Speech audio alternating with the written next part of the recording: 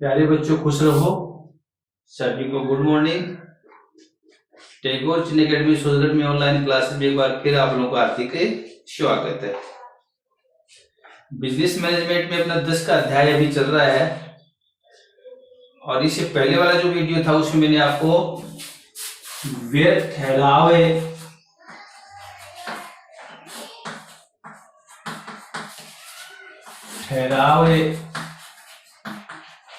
संबंधी वैधानिक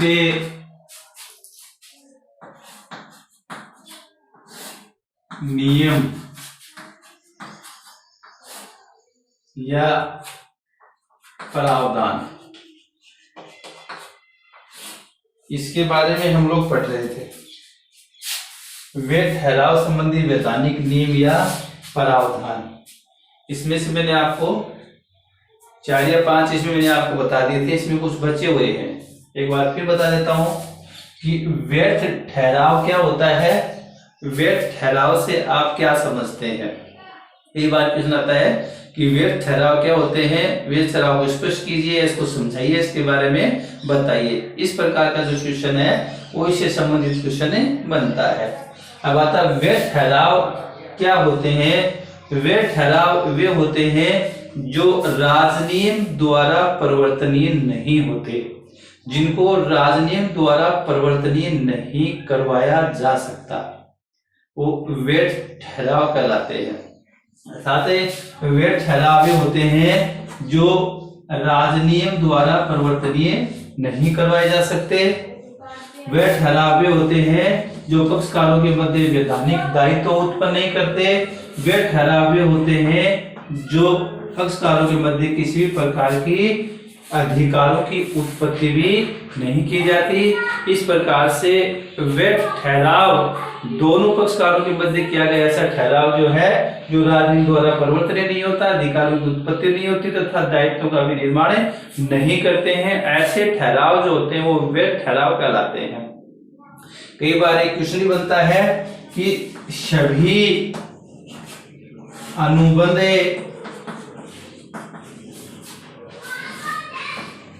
ठहराव होते हैं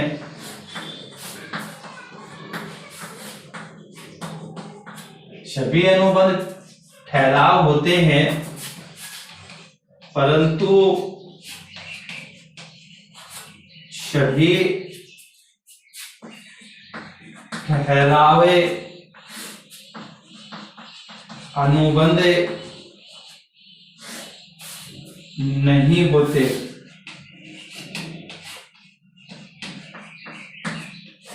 ये क्वेश्चन भी है, स्पष्ट कीजिए। कई प्रकार से क्वेश्चन आता है कि सभी अनुबंध जो होते हैं वो ठहराव होते हैं, परंतु सभी ठहराव जो है वो अनुबंध नहीं होते। हाँ, ये बात सत्य है कि सभी प्रकार के जो ठहराव होते हैं वो अनुबंध नहीं होते।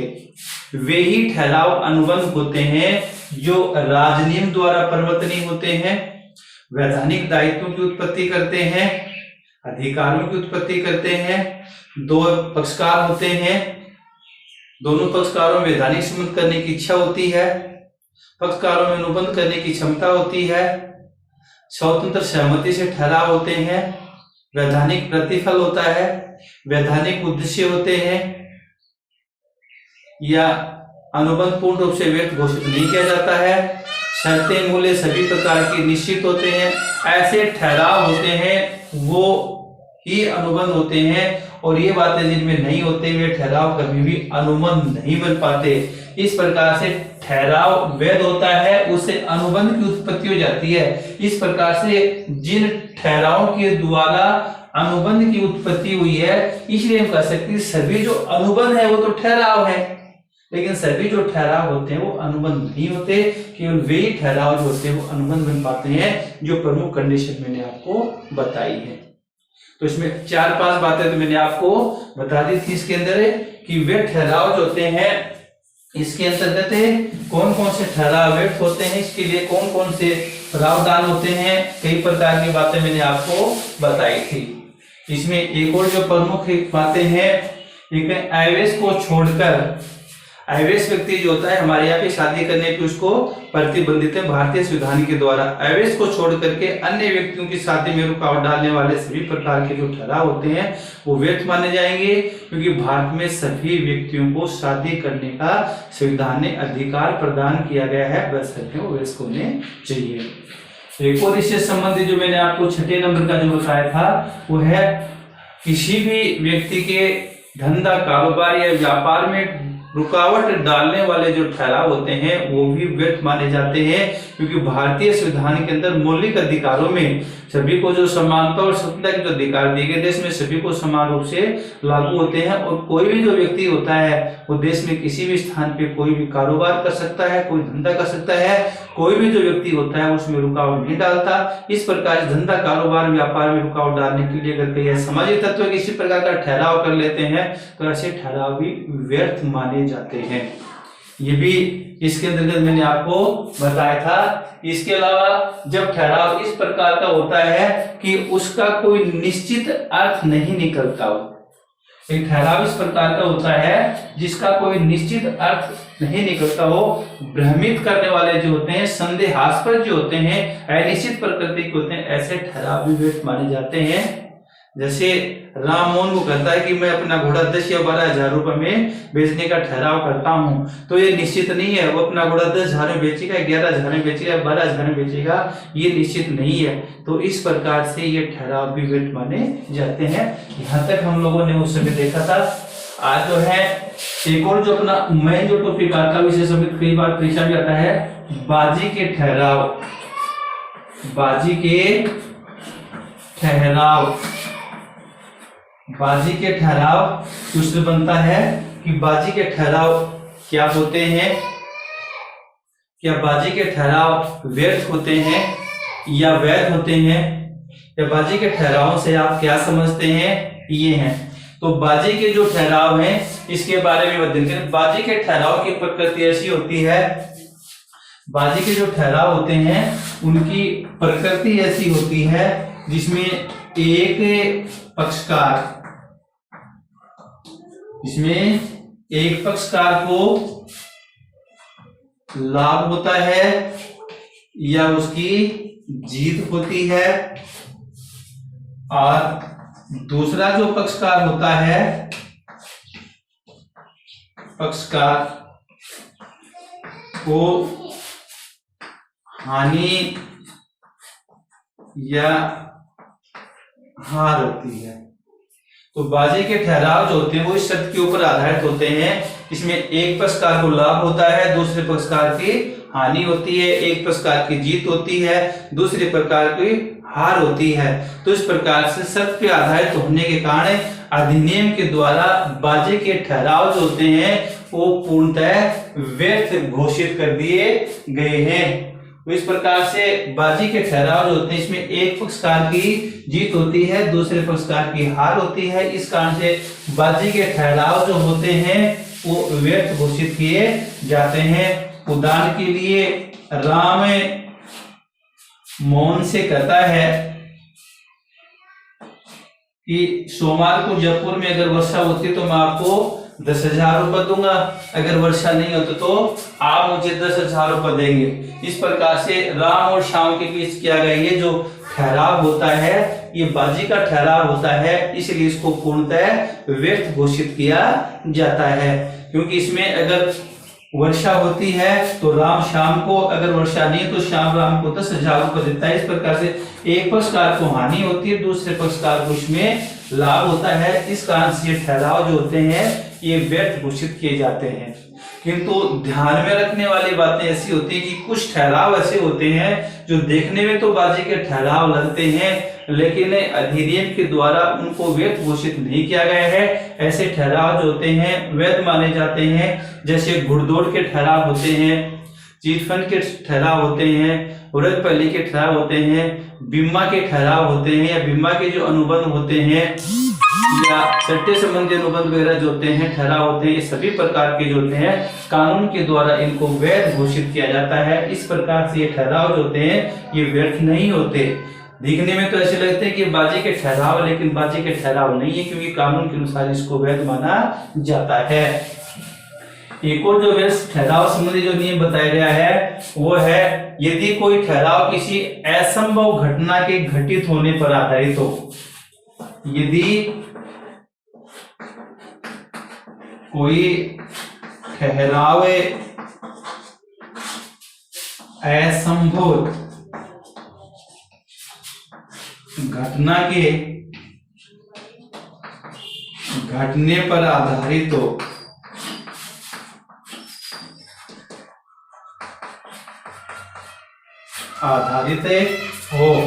यदि कोई ठहराव जो होता है असंभव घटना के ऊपर आधारित होता है, असंभव घटना वो घटेगी नहीं। राम मोहन वो कहता है कि अगर आप रीटा से शादी कर लेते हो तो मैं आपको 10,000 रुपए दूंगा। राम मोहन कहता है कि अगर आप रीटा से शादी करोगे तो मैं आपको 10,000 रुपए दूंगा, लेकिन ठहराव करने के पश्चात मालूम हुआ कि रीटा ठहराव से पहले ही मर चुकी थी। इस प्रकार से ये असंभव है। तो इस प्रकार से यदि कोई ठहराव होता है जो असंभव घटना के घटित होने के ऊपर आधारित होता है, असंभव घटना जो घटित होगी नहीं, क्योंकि शादी तब करेगा जब रीटा जीवित होगी। इस प्रकार से ठहराव किया गया उस समय रीटा मर चुकी थी, इसलिए असंभव घटना है। तो इस प्रकार से इस प्रकार के ठहराव होते हैं वो भी पूर्णतः व्यर्थ माने जाते हैं। इसके अलावा ऐसा ठहराव व्यर्थ होता है जो किसी ऐसे कार्य करने के लिए होता है। ऐसा ठहराव व्यर्थ होता है जो ऐसा ठहराव व्यर्थ होता है जो ऐसे कार्य करने के लिए होता है जो प्रारंभ से ही असंभव होता है। ऐसा ठहराव दोनों पक्षकारों के मध्य कोई ऐसा ठहराव किया जाता है जो प्रारंभ से ही असंभव है, यानी उसका निष्पादन किया ही नहीं जा सकता। असंभव चीज होती है उसका कभी भी निष्पादन नहीं होता दोनों पक्षकारों के मध्य, तो ऐसे ठहराव भी व्यर्थ माना जाता है। जैसे पंडित संत ज्ञानेश्वर जो होते हैं प्रकृति या भूमि में से अपने जादू के द्वारा धन के खजाने को निकालने का आश्वासन देते हैं, धन के खजाने को निकालने का आश्वासन देते हैं। पंडित ज्ञानेश्वर एक महाराज जमीन के लिए खजाने को जादू से निकालने के लिए ठहराव करते हैं। यह ठहराव व्यर्थ है क्योंकि यह ठहराव जो होता है वो असंभव घटना के ऊपर आधारित होता है। तो इस प्रकार से ये व्यर्थ ठहराव संबंधी जो वैधानिक जो नियम थे ये चीज अपनी बची हुई थी जो मैंने आपको बताई है कि व्यर्थ ठहराव संबंधी वैधानिक नियम या जो प्रावधान है पहले वाले वीडियो में जो अपने जो शेष थे उनका अध्ययन हम लोगों ने किया। उसके बाद में नेक्स्ट जो बिंदु आता है वो आता है संयोगी पे अनुबंध संबंधी वैधानिक नियम या प्रावधान। आज का जो अपना जो मूल टॉपिक है वो है सामयिक अनुबंध। सामयिक अनुबंध क्या होते हैं, इससे संबंधित कौन कौन से प्रावधान होते हैं, सामयिक अनुबंध के उदाहरण दीजिए। इस प्रकार के जो क्वेश्चन बनते हैं वो सामयिक अनुबंध से संबंधित होते हैं। तो आज अपना जो मूल है वो है संयोगिक अनुबंध जो है इनके बारे में हम लोग अध्ययन करेंगे। तो सबसे पहले है संयोगिक अनुबंध क्या होते हैं। संयोगिक अनुबंध, संयोगिक अनुबंध से आप क्या समझते हैं, संयोगिक अनुबंध क्या होते हैं। तो संयोगिक अनुबंध एक ऐसा अनुबंध है जो किसी घटना के घटित होने पर आधारित होता है। संयोगिक अनुबंध एक ऐसा अनुबंध होता है जो किसी घटना के घटित होने पर आधारित होता है, अर्थात ऐसे अनुबंध जो संयोग या अवसर पर आधारित होते हैं। यानी या तो संयोगिक अनुबंध या तो किसी घटना के घटने के ऊपर आधारित होंगे या किसी संयोग या अवसर के ऊपर आधारित होते हैं। इन्हें संयोगिक अनुबंध के नाम से जाना जाता है। उदाहरण के लिए राम रमेश को कहता है, दो पक्षकार हैं, एक राम है एक रमेश है। राम रमेश को कहता है कि उसके मकान में आग लगने पर 1,00,000 रुपए वो क्षतिपूर्ति के देगा। दोनों पक्षकार हैं राम और रमेश, ठीक है। राम रमेश को कहता है कि रमेश के मकान में अगर आग लग जाती है तो वह 1,00,000 रुपए उसको क्षतिपूर्ति के चुकाएगा। तो इस प्रकार से राम रमेश को 1,00,000 रुपए उसी कंडीशन में देगा जब उसके मकान में आग लगती है, तो ही वह 1,00,000 रुपए की क्षतिपूर्ति करेगा, अन्यथा राम रमेश को कुछ भी नहीं देगा। इस प्रकार से यह संयोग या अवसर के ऊपर आधारित होते हैं, इसलिए इनको सापेक्ष अनुबंध के नाम से जाना जाता है। इन्हें सापेक्ष अनुबंध, संयुक्त अनुबंध भी कहा जाता है। तो ये होते हैं सापेक्ष अनुबंध जो किसी घटना के घटित होने पे या किसी अवसर पे या संयोग पर आदि पे आधारित होने के कारण ही इन्हें सापेक्ष अनुबंध के नाम से जाना जाता है।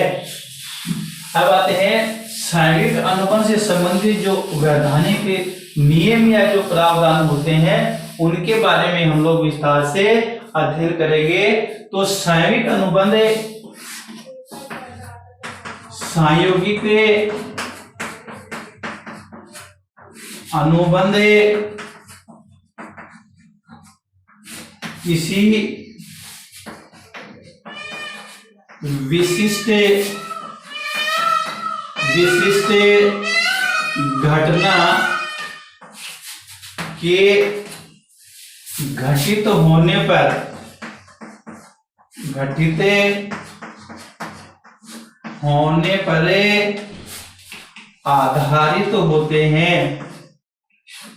आधारित होते हैं। पहला जो प्रावधान होता है सापेक्ष जो अनुबंध होते हैं उसका पहला प्रावधान होता है ये किसी विशिष्ट या अनिश्चित घटना होती है उसके घटने के ऊपर आधारित होते हैं, उनके ऊपर निर्भर करते हैं। ये सापेक्ष अनुबंध का प्रावधान है। दूसरा आता है सापेक्ष जो अनुबंध होते हैं वो अनुबंध से संबंधित जो घटना होती है वो समपार्श्विक होनी चाहिए। सापेक्ष अनुबंध जो होते हैं वह घटना जिस पर सापेक्ष अनुबंध निर्भर करता है वह घटना अनुबंध के समपार्श्विक होनी चाहिए, अर्थात वह घटना जो होती है वो उस अनुबंध का भाग नहीं होनी चाहिए। दोनों पक्षकारों के मध्य जब किसी प्रकार का ठहराव किया जाता है उससे समित होने वाली जो घटनाएं उसमें शामिल की जाती हैं, लेकिन सापेक्ष अनुबंध में घटित होने वाली जो घटना है वो समपार्श्विक होनी चाहिए, अर्थात वो अनुबंध का भाग नहीं होनी चाहिए, उस अनुबंध से संबंधित नहीं होनी चाहिए, समपार्श्विक होनी चाहिए। ये भी इसके अंदर सम्मिलित किया जाता है। एक और जो इसके अंदर जो महत्वपूर्ण बात आती है वो आता है हानि रक्षा अनुबंध। हानि रक्षा अनुबंध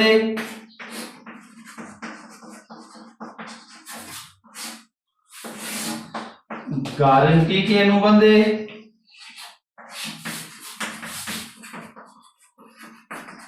हानि रक्षा जो अनुबंध होता है इसके अंदर गारंटी का जो अनुबंध इसके अंतर्गत आता है, और एक आते हैं बीमा के अनुबंध।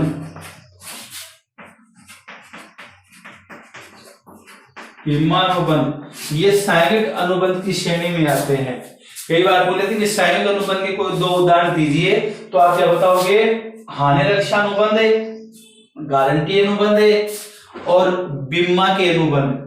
ये जो अनुबंध होते हैं ये सापेक्ष अनुबंध माने जाते हैं। पहले मैंने बताया था कि हानि रक्षा अनुबंध वे होते हैं इसमें एक पक्षकार दूसरे पक्षकार को उस हानि से बचाने का वचन देता है जो स्वयं उसके आचरण से या अन्य किसी पक्षकार से हुई हो, उसकी क्षतिपूर्ति करने का वचन देता है। ये हानि रक्षा अनुबंध होते हैं। गारंटी अनुबंध मैंने आपको बताया था 3 पक्षकार होते हैं, प्रतिभूत होता है, ऋणदाता होता है, ऋणी होता है। इसमें एक पक्षकार दूसरे पक्षकार को तीसरे पक्षकार के द्वारा अपने वचन का पालन नहीं करने पे, अपने दायित्व का पालन नहीं करने पे और उस वचन का पालन करने का दायित्व अपने ऊपर स्वीकार करता है, ये गारंटी के अनुबंध होते हैं। इसी प्रकार से बीमा संबंधी अनुबंध होते हैं। ये सारे के सारे जो अनुबंध होते हैं ये सांघिक अनुबंध के अंतर्गत ही सम्मिलित किए जाते हैं। इसके अलावा बाजी के ठहराव भी सांघिक अनुबंध की श्रेणी में आते हैं। बाजी के ठहराव होते हैं वो भी सांघिक अनुबंध की श्रेणी में आते हैं, लेकिन जनहित की दृष्टि से अधिनियम द्वारा उनको व्यर्थ घोषित कर दिया गया है। जनहित की दृष्टि से उन्हें व्यर्थ घोषित कर दिया गया है, क्योंकि इसमें एक पक्षकार को हानि होती है, दूसरे पक्षकार को लाभ होता है, एक की जीत होती है, एक की हार होती है। इस प्रकार के ऐसे ठहराव जो होते हैं उनको व्यर्थ घोषित कर दिया गया है। तो 3 अनुबंध बताए हैं, एक हानि रक्षा अनुबंध, एक गारंटी अनुबंध और एक बीमा के अनुबंध।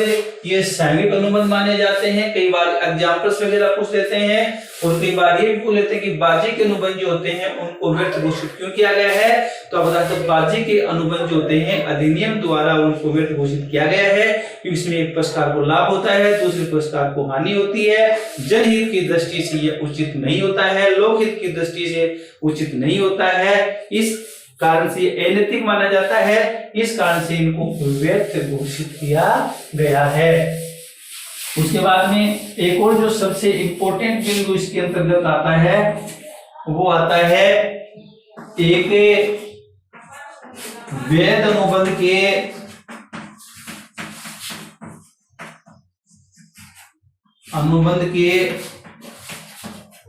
सभी लक्षण या तत्व इसमें शामिल होते हैं, इसमें शामिल या सम्मिलित होते हैं। तो इस प्रकार से पहले वाले चैप्टर में हम लोगों ने पढ़े थे कि वैध अनुबंध के लिए आवश्यक तत्व है, ये भी इसके अंदर सभी प्रकार के होते हैं। 3-4 बातें तो हम लोगों ने पढ़ी हैं। इसके अलावा इसमें मेन जो आते हैं कि एक वैध अनुबंध के सभी लक्षण या जो तत्व होते हैं, इस प्रकार से सांघिक अनुबंध के अंतर भी 2 या 2 से अधिक पक्षकारों का, कम से कम 2 पक्षकारों का होना आवश्यक होता है। एक प्रस्तावक, एक प्रस्ताव ग्रहीता इसके अंतर्गत होना चाहिए। एक वचनदाता, एक वचन ग्रहीता जो होते हैं वो सब इसके अंदर 2 पक्षकारों का होना आवश्यक होता है। दूसरा है दोनों पक्षकारों के मध्य ठहराव का होना आवश्यक होता है। एक प्रस्ताव रखने वाला, एक उसके ऊपर स्वीकृति देने वाला, ये भी सब इसके लिए आवश्यक होता है। तीसरा होता है सांघिक अनुबंध के लिए भी पक्षकारों में वैधानिक अनुबंध स्थापित करने की क्षमता होनी चाहिए। अगर वैधानिक संबंध स्थापित करने नहीं होते हैं, कानून का निर्माण नहीं करते हैं, केवल सामाजिक अनुबंध ही होते हैं, तो वो इसमें लागू नहीं किए जाएंगे। इसी प्रकार से सांघिक अनुबंध होता है, उसमें भी पक्षकारों में अनुबंध करने की क्षमता होनी चाहिए। सांघिक अनुबंध के अंदर भी व्यस्त होने चाहिए, उसके अंदर स्वस्थ मस्तिष्क होना चाहिए और राजनीति द्वारा उनको भी अयोग्य घोषित नहीं किया गया हो। और इसी प्रकार से पक्षकारों के मध्य भी जो सहमति होती है वो स्वतंत्र सहमति होनी चाहिए। किसी प्रकार के उत्पीड़न, अनुचित प्रभाव, कपट, मिथ्यावरण, त्रुटि आदि पे आधारित सहमति नहीं होनी चाहिए, वरना वह सांघिक अनुबंध का निर्माण नहीं करेगा। इसी प्रकार से सांघिक अनुबंध के अंदर प्रतिफल, वैध प्रतिफल का होना आवश्यक होता है। वैध उद्देश्य होना चाहिए, ठीक है। शर्त लिखित होने चाहिए, निश्चित होने चाहिए, या सांघिक अनुबंध को पूर्णतः व्यर्थ घोषित नहीं किया गया हो और दोनों पक्षकारों का अपने अपने दायित्व के निष्पादन की संभावना होनी चाहिए। ये सभी प्रकार के तत्व या जो लक्षण होते हैं ये भी सांघिक अनुबंध के अंतर्गत होते हैं। हालांकि अपने बुक में सीधा लिखा हुआ है कि एक वैध अनुबंध के अंदर सभी प्रकार के लक्षण होते हैं, वो भी सांघिक अनुबंध में होते हैं। अगर परीक्षा में इस प्रकार का जो क्वेश्चन आता तो हम लोग ये नहीं लिखेंगे कि एक वैध अनुबंध में होने वाले सभी प्रकार के जो लक्षण हैं वो इसमें लागू होते हैं, ये नहीं लिखेंगे। ये हमें बताने पड़ेंगे कि एक वैध अनुबंध में कौन कौन से लक्षण होते हैं, उन सभी को इसके अंतर्गत हम लोग अलग से दर्शाएंगे। तो सांघिक अनुबंध के अंदर ये वैधानिक नियम या प्रावधान है, 2-3 जो अपने यहाँ पे लिखे हुए हैं। इसके अलावा एक वैध अनुबंध में जितने भी प्रकार के लक्षणीय तत्व पाए जाते हैं, 12-13 जो लक्षणीय तत्व जो इसके अंतर्गत होते हैं, वो सभी इसके अंतर्गत ही आते हैं। तो आज हम लोगों ने जो पढ़ा है, 2 बातें महत्वपूर्ण हैं। एक तो वैध ठहराव संबंधी जो नियम जो कानून बताए थे, उसमें 3 बातें अपनी बची हुई थी। एक बाजी के ठहराव जो है असंभव घटना के घटित होने पे है, ये जो मैंने आपको बताया असंभव घटना के घटित होने पे, और कोई भी ठहराव जो व्यक्त होता है ऐसे कार्य करने के जो प्रारंभ से ही असंभव होते हैं, उनके बारे में पढ़ा। एक हम लोगों ने सामयिक अनुबंध के बारे में पढ़ा कि सामयिक अनुबंध क्या होता है, इसके कौन कौन से प्रावधान होते हैं। इसके बाद में कल जो हम पढ़ेंगे वो है अनुबंध का जो निष्पादन होता है, उसके बारे में हम लोग पढ़ेंगे। अनुबंध के निष्पादन क्या होता है, इसके संबंध में वैधानिक प्रावधान कौन कौन से हैं, या अनुबंध निष्पादन की विधियां कौन कौन सी हैं, या एक पक्षकार द्वारा अपने अनुबंध का निष्पादन नहीं करने पे पीड़ित पक्षकार को कौन कौन से अधिकार प्राप्त होते हैं, इसके बारे में अध्ययन करेंगे। तब तक सभी बच्चों को धन्यवाद। एक बार फिर सभी को गुड मॉर्निंग।